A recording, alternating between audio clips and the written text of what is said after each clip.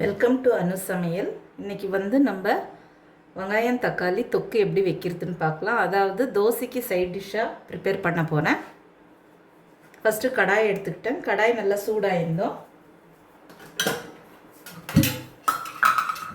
2லேருந்து 3 table spoon அளவுக்கு எண்ணெய் சேர்த்துக்கலாம்.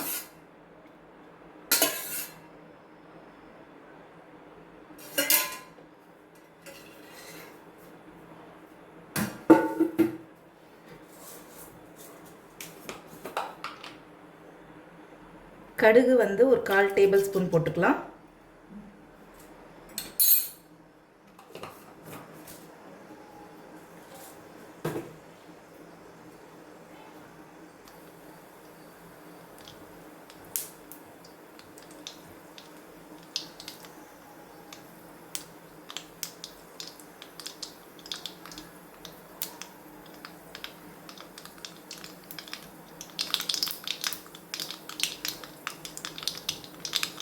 கருவேப்பிலை சேர்த்துக்கலாம்.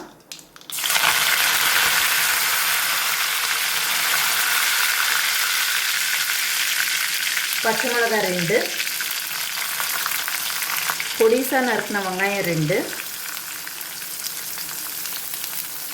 பொடிசா நறுக்கின வெங்காயம் 2,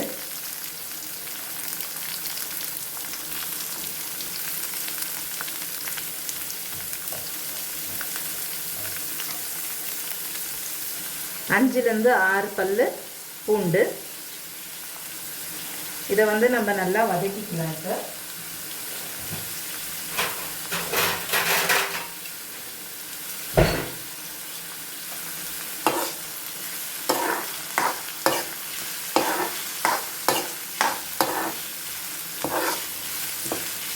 அதாவது லைட் ப்ரௌன் ஆகிற வரைக்கும் நம்ம இதை வெங்காயம் வதக்கிடலாம்.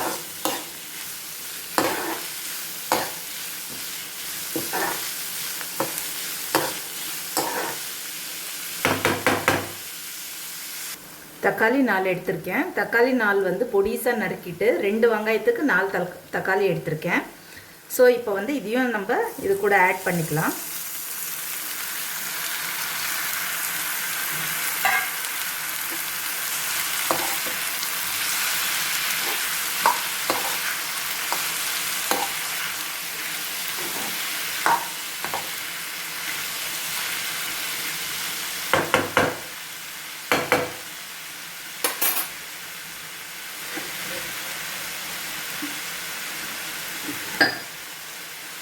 தேவையான அளவு உப்பு சேர்த்துக்கலாம்.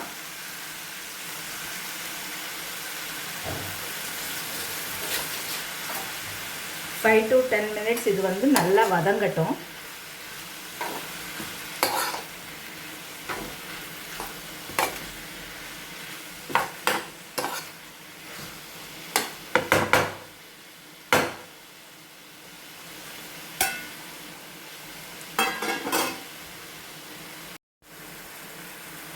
பாருங்கள், நல்லா வதங்கிடுச்சு. இன்னும் கொஞ்சம் வதங்கணும்.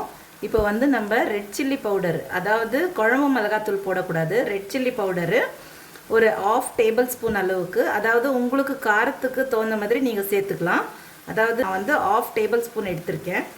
ஸோ நான் இதை ஆட் பண்ணிவிட்டு இன்னும் 2 to 3 மினிட்ஸு நல்லா வதக்கி விட்டுக்கலாம்.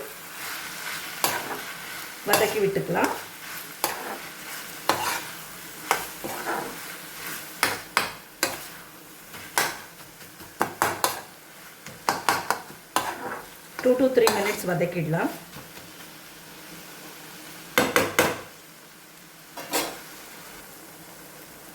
இதுக்கு ஆக்சுவலி தண்ணி சேர்க்கக்கூடாது. கொஞ்சம் தண்ணி சேர்த்துக்குங்க,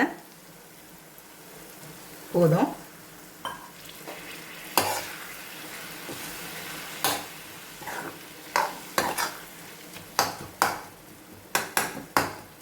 தண்ணி சேர்த்துக்கிறது ஆப்ஷனல் தான். அதுவும் நிறைய தண்ணி சேர்த்துக்காதீங்க. ஸோ இன்னும் ஒரு 2 மினிட்ஸ் நல்லா வதக்கி விட்டுடலாம்.